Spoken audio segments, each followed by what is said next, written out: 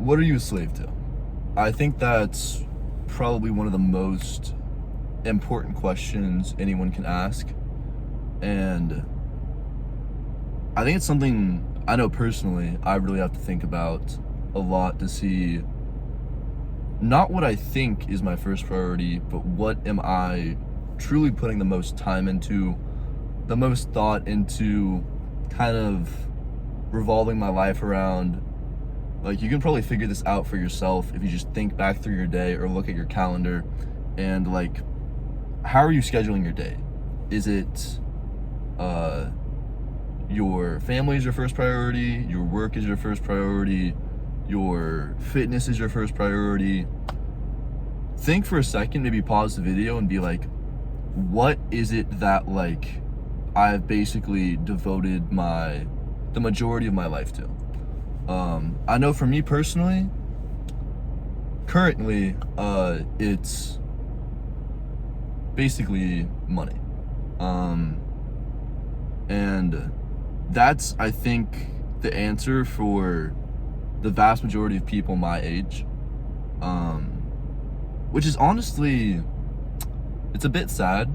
I don't think anyone should really have money as a first priority in an ideal world. But it's also the kind of the state of the world that we're in, and you have to adapt with the times. So that's why a lot of people, especially my age, have money as almost their first priority. And it's not saying that, like, you'd, like, slime out your family and friends for $1 million, but it's basically saying that, I'll bring up the example of myself, like, the majority of my time is spent either in school, in college, thinking about internships, talking with my friends, family, relationships about internships and jobs and money. And it's like a lot of people are slaves to it. And also, not to mention, when I'm not in class and I'm not talking with friends, I'm still thinking of, like, other side hustles or other things that can lead me to money, because that's what I believe will give me freedom and independence, which is what I kind of care most about. But that still means I'm a bit of a slave to money, just like most people.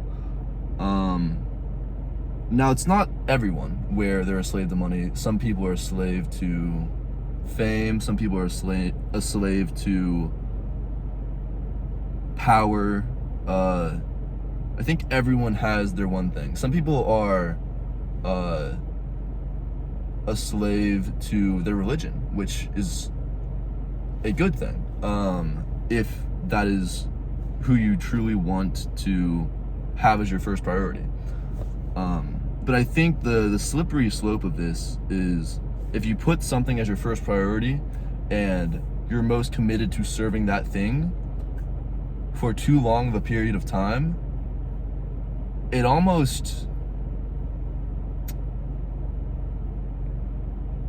it becomes a bit of,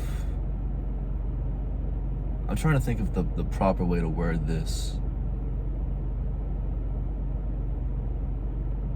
It becomes like a bit like you're losing yourself for the sake of that thing. Because if you're putting, again, I'll use myself as an example. If you're putting money as your master, then a lot of things fall behind. I know when I've looked at a lot of businessmen, a lot of athletes, anything like that, they've been able to make a lot of money and find a lot of success in their field. But a lot of the time that comes at the price of not really seeing their family that often, not really having great relationships, because they're just so focused on the one thing.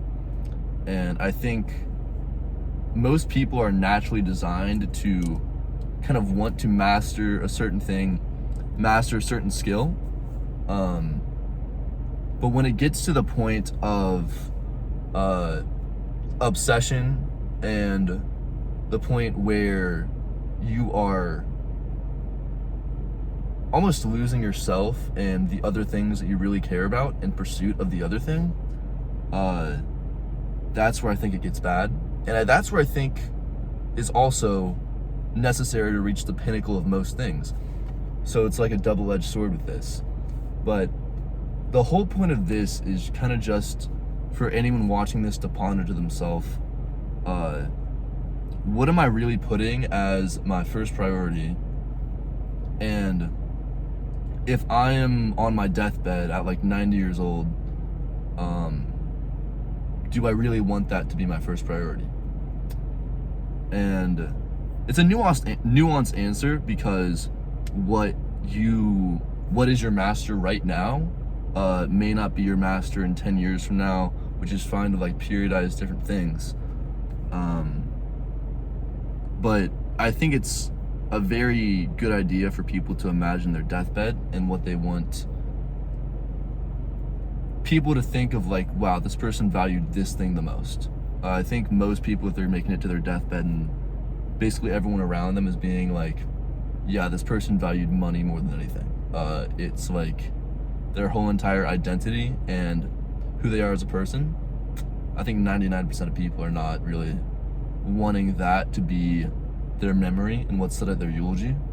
I think if most people are honest with themselves, it's that they want to be known as a kind and loving person who is always caring, always very helpful, always very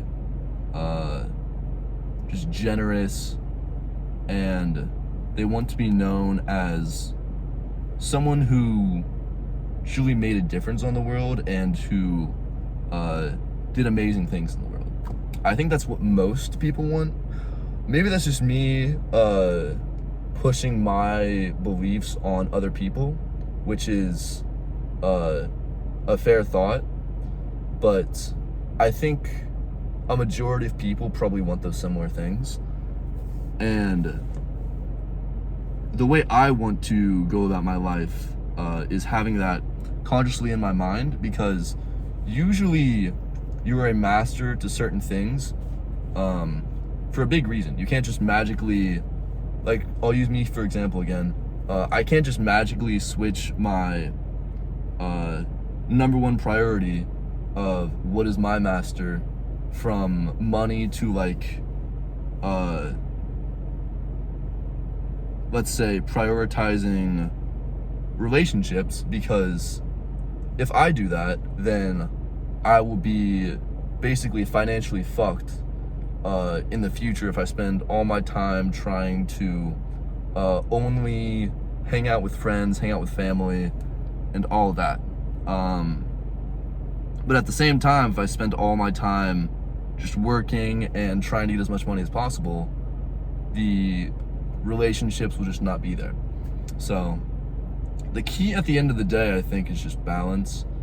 But nothing's ever fully balanced. There's always some master, there's always some top priority. And just always question what your top priority is and if that's really what you want it to be. Sometimes you need to make your priority the top priority for that you wouldn't really want to be your long-term top priority for certain reasons. Like, that's for me money right now, just because if I don't get money, I can't really provide for any sort of family or friends or be generous or anything like that. But it can be a noble reason, but that doesn't mean you're not a slave to it. It's just a very difficult thing to kind of come to terms with and situate your life around. But again, I've been yapping for too long, so just to end it off, be conscious of what you put as your master, and make sure that you don't put the wrong thing as your master for an extended period of time, or else you can really mess up a lot of things in your life. Thank you for watching.